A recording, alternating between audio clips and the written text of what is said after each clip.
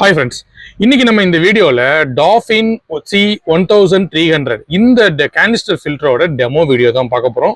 நிறைய பேருக்கு இந்த கேனிஸ்டர் ஃபில்டரை எப்படி செட் பண்றது அப்படிங்கிறது தெரியாம இருக்கு. அவங்களுக்காக தான் இந்த பர்டிகுலர் வீடியோ போட்டிருக்கோம். இந்த பர்டிகுலர் மாடலோட வாட்ஸ் பாத்தீங்கன்னா 2300 லிட்டர்ஸ் பெர் ஹவர் இதோடைய ஃபில்ட்ரேஷன் வால்யூம். ஓகே, இப்போ நம்ம பார்த்துட்டு இருக்கிறது அந்த டாஃபின் ஃபில்டரோட ஃபில்ட்ரேஷன் சேம்பர்.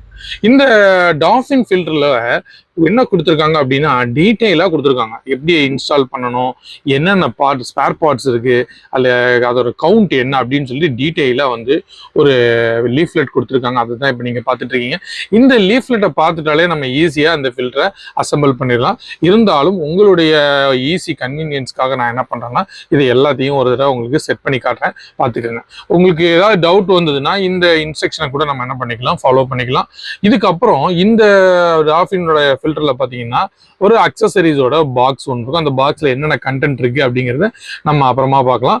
இப்போ ஃபர்ஸ்ட் என்ன பண்ண போறோம் அப்படின்னா அந்த ஃபில்ட்ரேஷன் சேம்பர் இருக்கு இல்லையா, அந்த டேபிள் மேல இருக்கு பாத்தீங்களா, அதுல வந்து 2 அடாப்டர் வால்வு கொடுத்துருப்பாங்க. அந்த 2 அடாப்டர் வால்வை வந்து அதாவது ஓப்பன் க்ளோஸுங்கிற ஆப்ஷன் உள்ள 2 நாப் அதுலேயே இருக்கும். இப்போ பாட்டுறேன் பாருங்க, இந்த ப்ளூ கலர் இருக்கு, அதான் ஓப்பன் க்ளோஸ். இந்த 2 அடாப்டர் வால்வையும் நம்ம என்ன பண்ணணும் அப்படின்னா அந்த ஃபில்ட்ரேஷன் சேம்பர் மேலே வந்து இன் அவுட் அப்படின்னு 2 ப்ரொவிஷன் கொடுத்துருப்பாங்க. ரெண்டுலேயே இந்த 2 அடாப்டர் வால்வை நம்ம ஃபிக்ஸ் பண்ணணும். எதில் வேணாலும் இதில் ஃபிக்ஸ் பண்ணிக்கலாம். இதில் ஒரு பிரச்சனை இல்லை, ஏன்னா ரெண்டுமே ஒரே மாதிரியாக தான் இருக்கும். இதை நம்ம பண்ணும்போது ஃபுல் டைட் பண்ணிடணும், அதாவது கொஞ்சம் கூட லீக் இல்லாமல் பண்ணிடணும். சப்போஸ் கொஞ்சம் லூஸாக பண்ணிட்டீங்கன்னா என்ன நடக்கும் அப்படின்னா வாட்டர் செக்ஷனும் இல்ல டெலிவரி ஆகும்போது அந்த பர்டிகுலர் பாயிண்ட்ல இருந்து லீக் ஆகிறதுக்கான சான்ஸ் இருக்கு. வேணும்னா நீங்க என்ன பண்ணிக்கலாம்னா ஒரு சின்னதா ஒரு டெஃப்லான் டேப் போட்டு கூட அதை டைட் பண்ணிக்கலாம். இதுக்கப்புறம் இதுக்கு 4 சைட்ல 4 லாக் கொடுத்துருக்காங்க. இந்த லாக்கை தான் இப்போ நான் ஓப்பன் பண்ணி உங்களுக்கு காட்டிட்டு இருக்கேன். இந்த 4 லாக்கை ஓப்பன் பண்ணும்போது நம்மளுக்கு என்ன இருக்குன்னா அந்த டாப் இம்பலர் போர்ஷன் வெளில வந்துடும். அது அந்த அடாப்டர் வால்ல ஃபிக்ஸ் பண்ணிருக்கோம்ல. இப்போ நான் உங்களுக்கு இந்த இம்பலர் போர்ஷனை கீழே காட்டுவேன் பாருங்க. அந்த பிளாக் கலரா ரவுண்டா இருக்குல்ல, அதுக்குள்ளதான் வந்து இம்பல்லர் இருக்கு, அதாவது ஒரு ஃபேன். அந்த ஃபேன் தான் என்ன பண்ணும், வாட்டரை வந்து நம்மளுக்கு வெளியில எடுத்து கொடுக்கும். இதுக்கு கீழே இருக்கிறது தான் வந்து அந்த ஃபில்ட்ரேஷன் சேம்பர். இந்த ஃபர்ஸ்ட் ஃபில்ட்ரேஷன் சேம்பர்ல பாத்தீங்கன்னா அந்த இதை மட்டும் வேக்கண்டா வச்சிருக்காங்க. இதுல வந்து நம்ம பயோ பால்ஸை வச்சுக்கலாம். இந்த ஃபில்டர்ல வந்து கார்பன் செராமிக் ஸ்பாஞ்ச் கொடுக்குறாங்க. பயோ பால்ஸ் கொடுக்கறதுல நம்ம செப்பரேட்டா வாங்கி இந்த டாப்ல உள்ள ஃபில்ட்ரேஷன் சேம்பர்ல போட்டுக்கலாம். இந்த செராமிக் ரிங் வந்து ஒரு பாலித்தீன் கவர்ல கொடுத்துருக்காங்க. இந்த பாலித்தீன் கவரோட நம்ம வைக்கக்கூடாது. அந்த பாலித்தீன் கவரை கட் பண்ணிட்டு செராமிக் ரிங்கை அந்த ட்ரேல ஃபில் பண்ணிக்கணும். கார்பனை வந்து நல்லா வாஷ் பண்ணணும். ஒரு 2-3 நாள் வாஷ் பண்ணிட்டு அதுல இருந்து கருப்பு கலர்ல அது வரல அப்படிங்கறத கன்ஃபார்ம் பண்ணதுக்கு அப்புறம் தான் வைக்கணும். இதுதான் பாட்டம்ல உள்ள ஸ்பாஞ்ச். இதுதான் இந்த ஃபில்ட்ரேஷன் அசம்பிளி.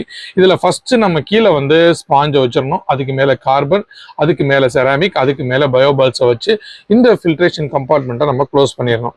ஸோ இதுதான் இந்த ஃபில்ட்ரேஷன் கம்பார்ட்மெண்ட்டோட செட்டப். இது வந்து அன்ஓப்பன்ல இருக்கிறதுனால எல்லாமே பவுச்சில் அப்படியே இருக்கும்.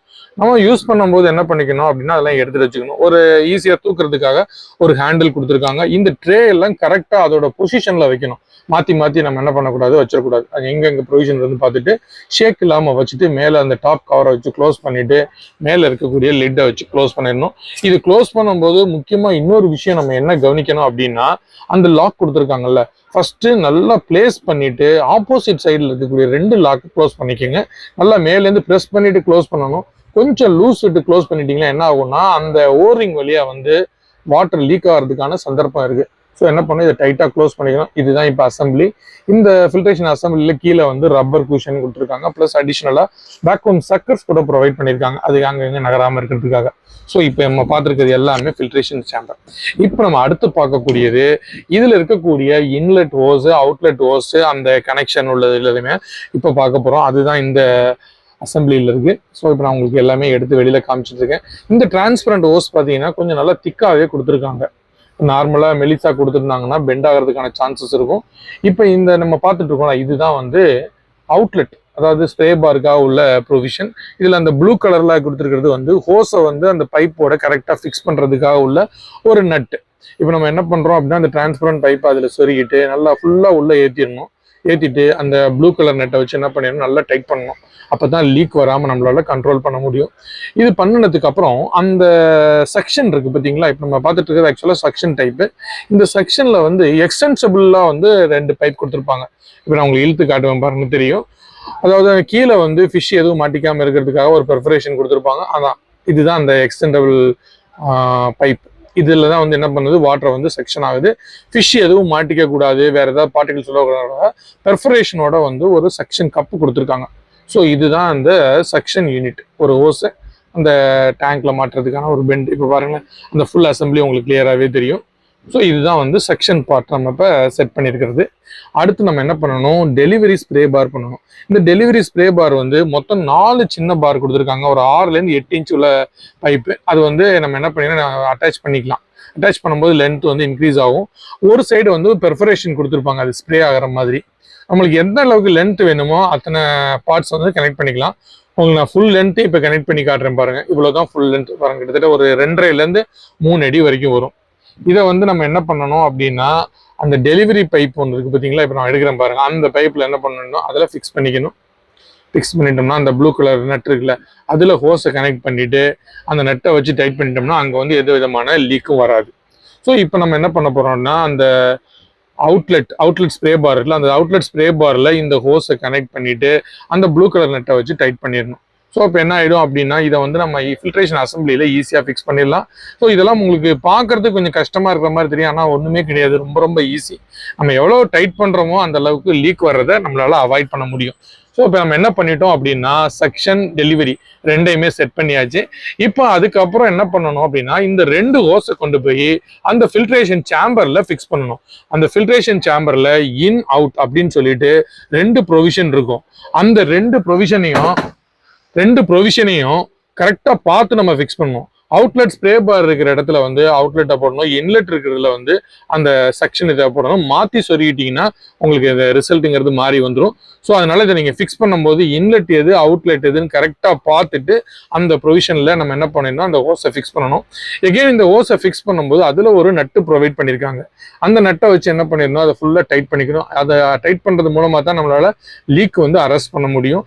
நிறைய பேர் இதை லூஸாக போட்டுட்டாங்க, வாட்டர் வந்து என்ன பண்ணிட்டு இருக்கும், தண்ணியை வந்து சொட்டிக்கிட்டே இருக்கும், கீழே அப்படியே நனைஞ்சு ஈரமாறதுக்கான வாய்ப்பு இருக்கு. அதனால என்ன பண்ணிடணும், நல்லா ஹோஸை உள்ள சொருகிட்டு அந்த மேலே இருக்கக்கூடிய நட்டை வந்து கரெக்டாக டைட் பண்ணிடணும்.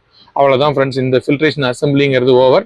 நம்ம இந்த ஃபில்டரை வந்து டேங்கோட வால்யூம்லேருந்து நியர்லி ஒரு 6 to 8 டைம்ஸ் இருக்கிற மாதிரி ஃபில்டரை சூஸ் பண்ணோம்னா நல்ல எஃபிஷியண்ட்டாக ஃபில்ட்ரேஷன் நடக்கும்.